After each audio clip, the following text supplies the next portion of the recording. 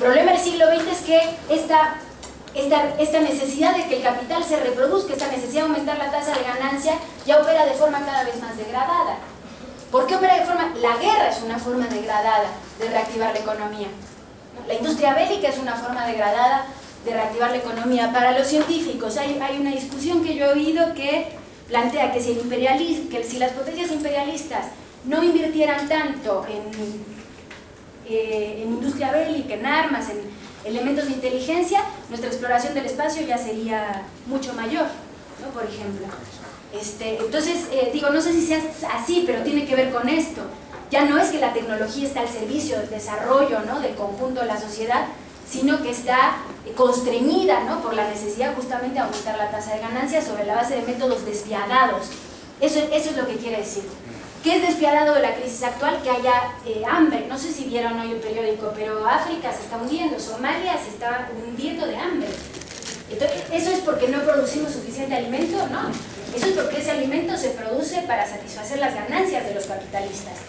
Entonces ya no hay nada progresivo ahí, digamos, ¿no? A eso me refiero. Solo con lo que quise opinar de esa tendencia de pérdida de la tasa de ganancia, solo quería mencionar que ahí es donde los economistas burgueses y todos los apologetas del sistema usan para acusar al marxismo de ser determinista, de que necesariamente en algún momento el capitalismo se va a derrumbar por sí mismo, y esto es una cuestión totalmente falsa. Lo que el marxismo ahí demuestra es que realmente el capitalismo, esas contradicciones inherentes, provoca que nos traigan a la clase obrera, al proletariado en general, los sufrimientos inherentes a este sistema, y de que más bien no es que sea determinante que el capitalismo vaya a caer, sino que es una cuestión necesaria. No es que vaya a pasar sí o sí, sino que si queremos que incluso la humanidad pueda sobrevivir, es necesario que el capitalismo sea derribado, por esta misma cuestión que estaba platicando, de que esta tendencia del capitalismo de autovalorizarse así, de poner al sujeto que somos nosotros en general, más bien como objeto, y al capital como sujeto de esas cuestiones. ¿Alguien más? Sí, por favor. Jimena,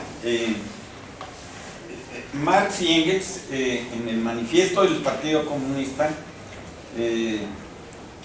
ya lo estigman, ya hacen declarativo de que la propia burguesía es ella misma la encargada de cavar su propia tumba, a efecto de su ambición de acumulación de tasas mayores de ganancia en lapsos de tiempo de rotación más breve del capital.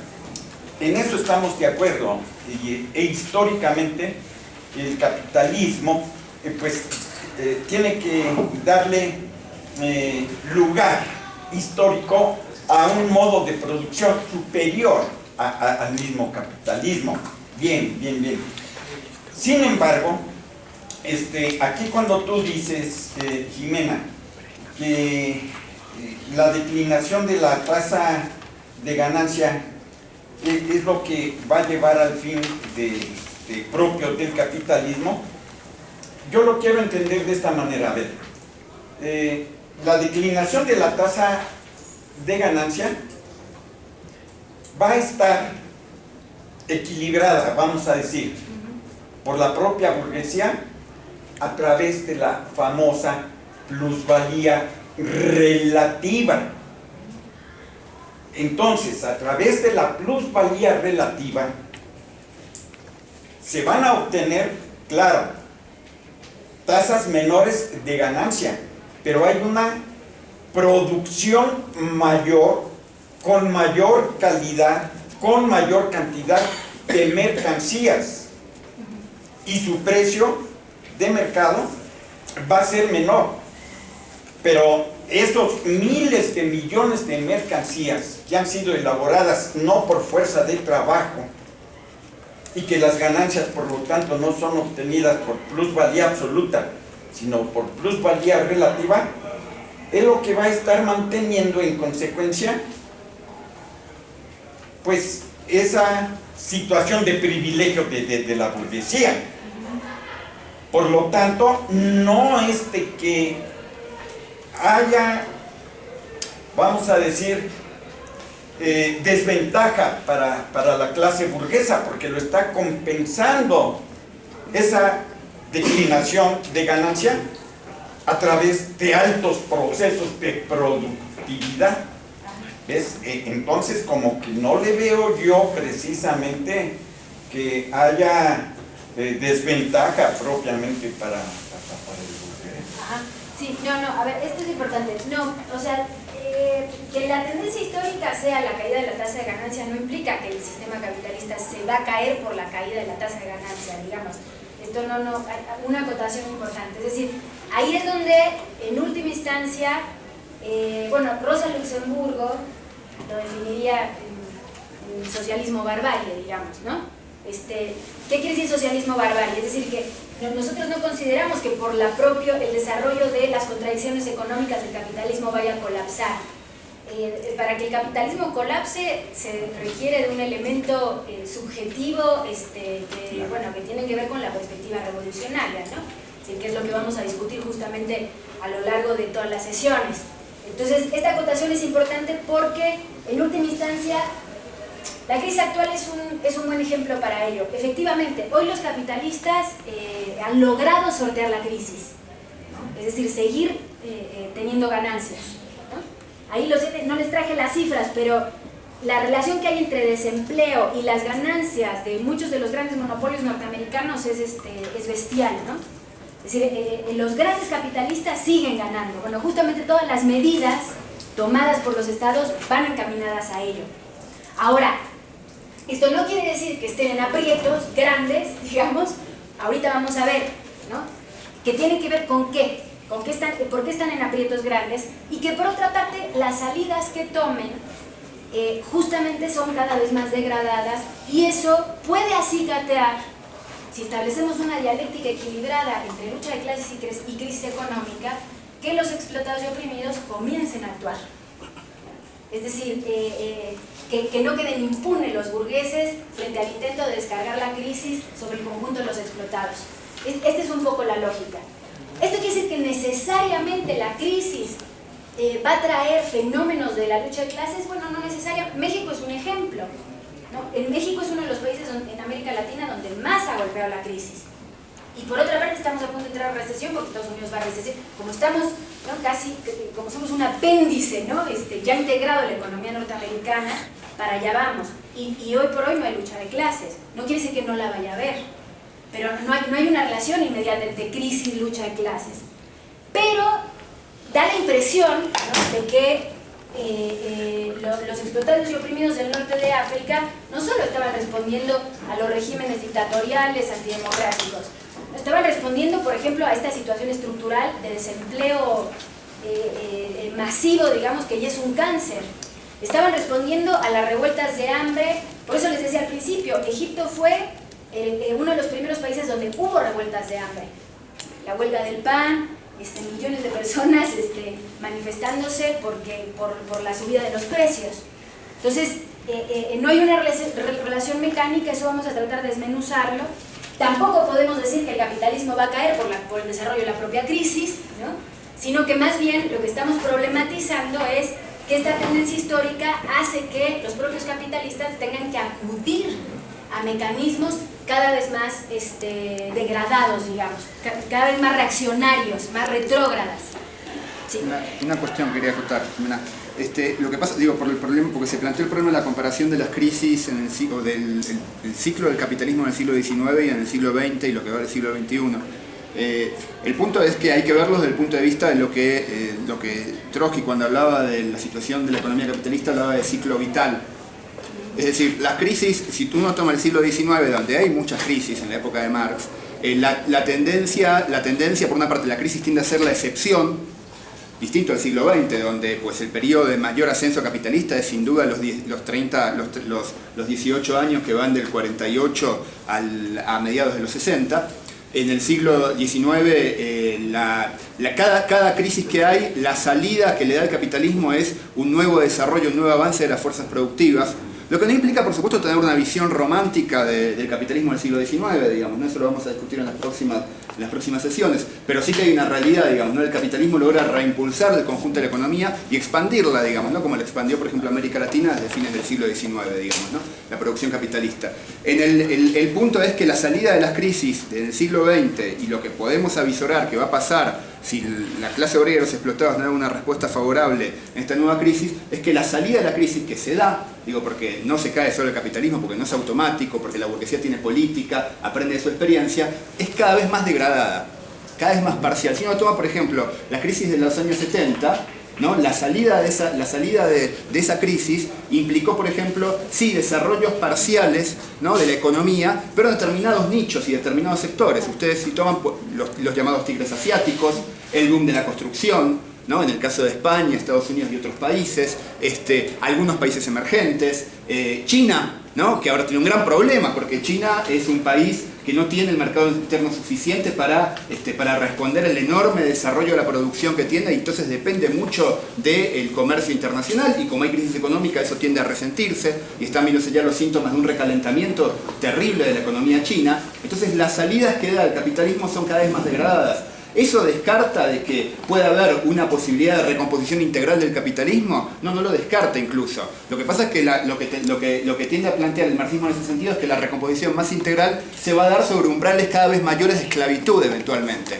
Cuando Rosa Luxemburgo habla de socialismo o barbarie, o lo que podemos tratar de entender de esa definición, está hablando que hay una salida socialista, o la salida que le da al capitalismo para seguir existiendo, porque eso es... ¿no? Es justamente la barbarie. Por eso es importante también considerar la política, lo que se conoce como keynesianismo, que es muy amplio, la política de Keynes, no con una visión romántica o no sé cómo definirla, de que solamente es políticas sociales, sino que los años 30, que fue un gran momento de esa experiencia, implicó, sí, políticas sociales, pero también implicó un gran control, implicó el fascismo, implicó disciplinamiento por parte de los gobiernos burgueses, y pueden ser salidas en las que ensaye el capital en la crisis que estamos viendo, digamos, ¿no?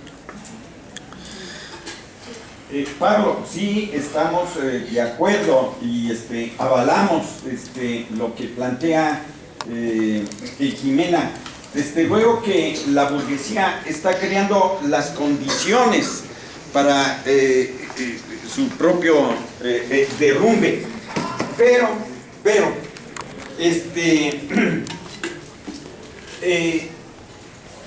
las condiciones objetivas se están generando histórica y sociológicamente, pero faltan, Pablo, que maduren las condiciones subjetivas para que precisamente pueda debatirse una verdadera e histórica lucha de clases sociales. Porque si las condiciones de desempleo, de represión, de opresión, de miseria, de hambre, en que se debate un proletariado desocupado, si que no van acompañadas estas condiciones objetivas de condiciones subjetivas de toma de conciencia para sí, que el proletariado tome conciencia de que es el sujeto histórico para el cambio,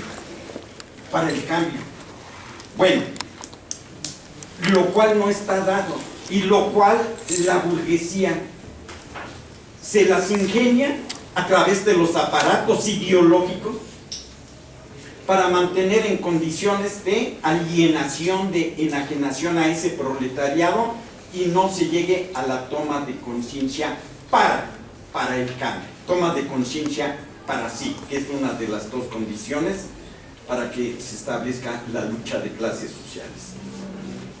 Bueno, entonces, en relación a esto, pasamos a vuelo de pájaro, digamos, un poco por el problema de la crisis. En relación a ello, la crisis actual, el problema, ¿no?, sobre la pregunta que hicimos al principio, que tenía que ver con frente a qué tipo de crisis estamos y por qué hay analogías con la crisis de 1929, tiene que ver porque la crisis estallada en 2008 tiene distintas características que estamos viendo desarrollarse en dinámica. primer lugar, que, como decía Pablo, durante los años previos, este desarrollo, la economía, digamos, se basó no en el desarrollo orgánico del conjunto del capitalismo, sino en la sobreinversión en nichos económicos, una gran inversión en nichos económicos regionales, como puede ser el caso chino, o las economías del llamado BRIC, la India, por ejemplo, donde hubo una gran cantidad de capitales. Se basó, digamos, en la preferencia de los inversores sobre ramas de la economía. ¿Qué ramas de la economía se desarrollaron en los últimos 20 años? Claro, las industrias tecnológicas, las industrias.com, los servicios, ¿no?, que crecieron de forma inédita durante el último periodo. ¿No? La es decir, nanotecnología. bueno, por ejemplo, ¿no? Es decir, un conjunto, ¿no?, de ramas económicas, pero muy limitado a nichos, ¿no?, a sectores, etcétera, etcétera. Es decir, no hubo un desarrollo orgánico del conjunto de la economía capitalista. Entonces, lo que pasa con el estallido de la crisis de Lehman Brothers es que lo que generó, ¿no?, esta inversión sobre sectores parciales, nichos económicos, es sobreacumulación. Y una sobreacumulación de capital que no puede ser reinvertida porque no es rentable reinvertir. Es decir, en China hay una gran cantidad de inversión de capitales que compiten entre sí, transnacional, además es capital transnacional, que compiten entre sí, que está fuertemente sobrecalentada la economía y que en última instancia no puede ser invertida ni en otros nichos ni en otras ramas de la industria. Por ejemplo, uno de los aspectos de la crisis actual que va a empezar a desarrollarse es la crisis de servicios, que todavía no hemos visto nada con las quiebras parciales, que implica millones de personas trabajando en estos sectores. ¿Por qué? Porque hay sobreacumulación en ese sentido. Y también hay, en el terreno de la economía real, sobreproducción. Es decir, hay mercancías que no se están realizando. ¿Dónde, por ejemplo, esto explotó de forma brutal en el 2008? ¿En qué rama económica? Hipotecas. En la inmobiliaria. Exactamente. Hectáreas y hectáreas y hectáreas de construcciones de casas, digamos, que no pudieron ser realizadas, junto a deudores, ¿no?, que adquirieron créditos, ¿no?, en este pacto elitista de las clases medias durante el neoliberalismo, que adquirieron créditos de casas y que fueron echados a la calle con la crisis inmobiliaria. Sí. Y en Estados Unidos tienen una gran crisis con las casas. Y no solamente no es la clase media, pues esto es la clase obrera, es la clase, los morenos también, los viejos, y usan los, disculpen mi español, pero sí tienen un gran problema porque muchos en este negocio, si dicen, no, quieres una casa para el sueño americano, está bien, porque hay muchas casas en Los Ángeles en particular, y también dicen, es que su firma aquí, y dicen su sueldo es $50,000 al año, pero no, es $30,000 o $25,000, y también es y ya si tenemos 30,000 casas sin personas que viven, y tenemos más y menos de 18 millones son indigentes. Tenemos más casas sin personas que viven y más indigentes. Exactamente, tal cual, ¿no? Y justamente el epicentro, que es Estados Unidos, tiene este problema fundamental, que además se va a incrementar con el desempleo creciente, etcétera, etcétera. Entonces, bueno, básicamente lo que pasa es que estallan un conjunto de contradicciones que venían larvándose. ¿Qué hacen los estados capitalistas? Recurren al salvataje, ¿no? Es decir, que el Estado pone dinero, ¿no?, en última instancia, para subsidiar a los capitalistas y a las industrias en quiebra. En el caso de Estados Unidos, bueno, gran parte a la banca, pero también a la industria, y en el caso europeo lo mismo. Entonces, hay una primera cuestión, que el salvataje, o sea, la primera respuesta burguesa a la crisis, que es el salvataje, ¿qué trae consigo? ¿Qué problema trae consigo? Reducción de gastos del gobierno en otros rubros de la sociedad. Sí, sí, es verdad, no, ahí ya vamos, es muy importante, pero antes de eso, para el Estado, ¿qué problema le implica? ¿Al Estado? ¿Cómo? El endeudamiento, exactamente. Primer problema de la burguesía es el enorme endeudamiento. ¿Qué quiere decir enorme? Que el déficit fiscal en Estados Unidos es mayor que el PIB. ¿Me explico? Del Producto Interno Bruto. ¿Ok? Es decir, que en la economía real, digamos, está muy por debajo, lo que se produce en Estados Unidos está muy por debajo de lo que el Estado debe. Este es un primer problema. Ahora, no es un problema solo norteamericano, pero es el más problemático, digamos, el nivel de endeudamiento de Estados Unidos. Es el mismo problema de los estados de la Unión Europea. Entonces, hay una cuestión fundamental aquí. Después, esto evita que el capitalismo entre en una depresión tipo 1929. Lo que yo les decía antes, la burguesía aprendió de la crisis de 1929 y decretó el plan de salvataje casi de forma expedita después de estallada la crisis, ¿no? Y generó, digamos, una débil recuperación durante el 2010, que es lo que yo les decía, que los analistas decían, bueno, no estuvo tan grave, vamos a poder sortear la crisis, ¿no? Ahora, hoy por hoy estamos en un segundo momento de la crisis, justamente porque el endeudamiento está generando nuevos problemas. ¿Cuál es el problema de este nuevo pico de la crisis? El endeudamiento privado, por una parte, porque también los capitalistas están endeudados, y el endeudamiento del Estado, que está afectando, obviamente, Estados Unidos, pero economías débiles. ¿Cuál es el ejemplo de la Unión Europea más sintomático? ¿Qué pasó?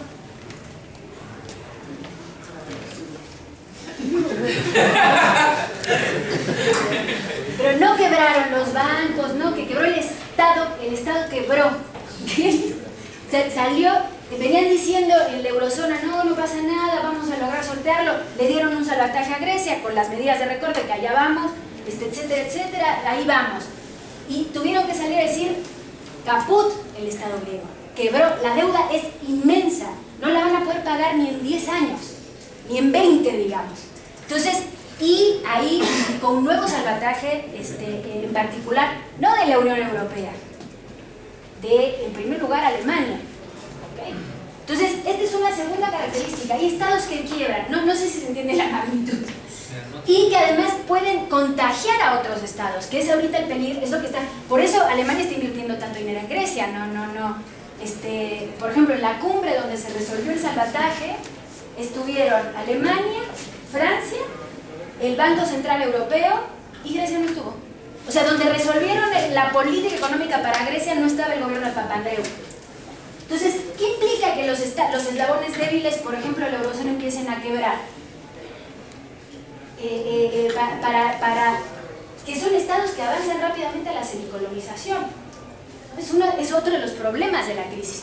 Semicolonización implica que hay una subordinación económica tan profunda de los bancos alemanes y franceses en primer lugar, que bueno, que el gobierno de Papandreou no existe, o sea, es un gobierno títere, digamos, ¿no? Entonces, una segunda cuestión, ahí está, hay peligro de quiebra, y que esta quiebra se pueda contagiar a Italia. Bueno, Italia sería gravísimo, ¿no? España, que es otro de los estados, de los eslabones débiles, del conjunto de las economías de la eurozona. Hay una tercera cuestión, que es que, por primera vez, la deuda norteamericana hizo que ¿cómo se llama? Standard & Poor's, ¿cómo se llama una calificadora de inversión decretara, ¿no? Calificara negativamente a la deuda norteamericana. ¿Ok? ¿Y esto por qué es tan importante a nivel internacional? Y aumentan los intereses. Pero a nivel internacional, ¿por qué todo el mundo salió despavorido de las bolsas? ¿Por qué hubo caídas? ¿Por qué hubo un lunes negro en todas las bolsas del mundo cuando Standard & Poor's dijo la deuda norteamericana? ¿Por los inversionistas? Por la especulación. Porque la mayoría del intercambio comercial se maneja por dólares, ¿no? Sí, exactamente. Porque, ¿en qué se basa la estabilidad económica? En dólares. Efectivamente, en bonos del tesoro no de cualquier tesoro, en bonos del tesoro norteamericano y de dólares. Entonces, por ejemplo, toda la reserva china está en dólares o en bonos del tesoro. Entonces, si el dólar entra en crisis porque la deuda es insostenible, eso contagia, como si fuera un catarrito, pero que se vuelve influenza, a todas las economías norteamericanas. ¿Okay? Y esto también es de características históricas. Este nivel de endeudamiento y la crisis del dólar, digamos. Pero si Estados Unidos debe en dólares y él es el que hace los dólares, ¿por qué no hace más dólares y ya? Porque esos dólares no tienen respaldo. Es decir, es moneda que... Bueno, el problema es que eso es una alternativa que se maneja. Llevaría una devaluación general del dólar, pero eso llevaría, por ejemplo, una huida de China y de los países que son los que han comprado los bonos, los principales acreedores de Estados Unidos. Entonces además llevaría un acuerdo de hecho que existe entre China y Estados Unidos. Estados Unidos no devalúa y China sigue manteniendo bonos de un país que no tiene solvencia para responderlo, digamos. Además, por otra parte, que implicaría un problema geopolítico, porque implica la quiebra, prácticamente la devaluación de la moneda de la que todavía es la principal potencia capitalista y la principal garante de la ofensiva sobre los trabajadores, etcétera, etcétera. Claro. Entonces, bueno, ahí hay un problema latente, efectivamente. Es tan problemático que muchos analistas más catastrofistas, digamos, se burlan y opinan que van a empezar a volar, que el Banco Central va a producir dólares que vamos a poder romper, digamos, o sea, que vamos a tirar por los balcones, ¿no? de la enorme depreciación y de la crisis que eso implicaría. Ahora, después está otro elemento de la crisis, los planes de austeridad. O sea, junto al endeudamiento, lo que hay es una reducción, ¿no? del gasto público, y eso en términos concretos significa no más seguridad social, sí subsidios a los capitalistas, pero no subsidios a la salud, a la educación. Julia, la compañera de Estados Unidos, nos contaba ayer cómo la educación pública, bueno, no sé, me dio cifras que yo casi me da un infarto, de 10 semanas, $2.300 en la universidad pública, que es brutal, ¿no? Es un ataque brutal, etcétera, etcétera. Bueno, en Chile, junto que ya la educación está completamente privatizada y los estudiantes se endeudan, o sea, pagan créditos, o se van al exilio, se van a Argentina para poder estudiar públicamente. Uno de los problemas también es el enorme encarecimiento de la vida, de los servicios, etcétera, de la salud, etcétera, etcétera, ¿no? Entonces, está el problema y está el problema del desempleo brutal, que todavía, es decir, que desempleo, estamos viendo tendencias al desempleo de masas, pero o sea, no hemos visto nada si hay crack, ¿no? Y no hemos visto nada de lo que se desarrolle con elementos más amortizados con la recesión estadounidense, ¿no? que es lo más probable. Entonces, son características que desde nuestro punto de vista indican que sí, efectivamente estamos en una crisis histórica como la de 1929. Ahora, que su magnitud histórica sea similar no quiere decir que es igual. Se está desarrollando con tiempos distintos, porque hubo salvataje capitalista, ¿no? etcétera, etcétera. Si el Estado no puede seguir dando subsidios, se va a abrir una nueva crisis, ¿no? que fue lo que ocurrió durante el periodo de Roosevelt en 1937, cuando Roosevelt, primero no hicieron salvataje, después cuando Roosevelt decide subsidiar a los capitalistas en Estados Unidos, se amortiza la crisis, pero después cuando el Estado se sobreendeuda y quita los subsidios, bueno, ahí viene una debacle, cierres de empresas, o sea, estamos hablando, por ejemplo, de destrucción de fuerzas productivas en el sentido de liquidación de industrias enteras, ¿no? No es la perspectiva ahora, lo que estamos viendo ahora es un desarrollo, digamos, menos traumático de la crisis, ¿no? Están identificados los tiempos producto de la intervención estatal, pero la profundidad es enorme, es decir, es muy difícil que la burguesía logre resolverlo expeditamente, digamos, es prácticamente imposible. Entonces eso evidentemente también va a desarrollar fenómenos políticos y sociales distintos. Bueno, y otro lado de la crisis es que ya no es una crisis económica, nada más. Si ya no la podemos definir así. No es una crisis, Trotsky decía, ¿no?, que el problema del crack capitalista es que la crisis económica se transforma rápidamente en crisis social. Y esto tiene que ver con el problema de la lucha de clases. Pero antes, la crisis está otra vez visibilizando contradicciones entre las distintas potencias imperialistas que supuestamente habían sido amortizadas, ¿no? Que en el pasado había imperio, ¿no?, poder transnacional que no tenía región, no tenía país, y la eurozona era el gran proyecto burgués de unidad de los distintos estados, pero resulta que con la crisis pues ya no es la Unión Europea, es Alemania, porque son dos bancos alemanes los que salvaron a Grecia. Ya no es la Unión Europea, es Francia, ¿no?, que tiene intereses particulares. Ya no es la Unión Europea, es Gran Bretaña. Ya no es el acuerdo, la colaboración Estados Unidos-Europa, ¿no?, frente al bloque comunista, ¿no?, sino es el enfrentamiento entre las distintas potencias, hoy todavía en el terreno de la diplomacia burguesa, pero el enfrentamiento para resolver la crisis. ¿Qué cantidad de subsidio? ¿Qué cantidad de no subsidio? Si el FMI mete dinero a Europa o no mete dinero. Por ejemplo, el primer salvataje a Grecia implicó dinero del Fondo Monetario Internacional, que es controlado por Estados Unidos. Entonces, y el hecho de que el epicentro sea justamente Estados Unidos, habla de un problema geopolítico de carácter estratégico distinto, que es que la potencia económica surgida de la Segunda Guerra Mundial como gendarme del orden internacional está en declinación, está declinando. Y eso lleva a nuevos realinamientos entre las potencias sin que surja aún una potencia que le haga contrapeso. Porque Alemania todavía no es eso. Alemania está disputando un lugar en medio de la crisis, pero todavía no es eso. Entonces hay un realineamiento que hoy no es en enfrentamiento. Yo no estoy diciendo que vamos a la guerra mundial ni nada por el estilo, pero que está cambiando, en definitiva, el consenso, ¿no?, que prevaleció en las décadas previas. Y las potencias interimperialistas, ¿por quién van a ver? ¿Por qué Alemania tenía tantos intereses en la deuda griega? Porque está viendo por sus capitalistas, la banca alemana en particular, y la banca francesa también está viendo por sus capitalistas. Entonces justamente por eso la eurozona está tan cimbrada, no solo por el peligro de quiebra de nuevos estados, o porque alguno de los países de la zona euro se tenga que retirar y dejar el euro, sino porque además las potencias ya están disputándose en última instancia la hegemonía regional, y por esa vía generando contradicciones también con el imperialismo norteamericano. Entonces este es un segundo elemento. Ahora, desde el punto de vista, ¿no?,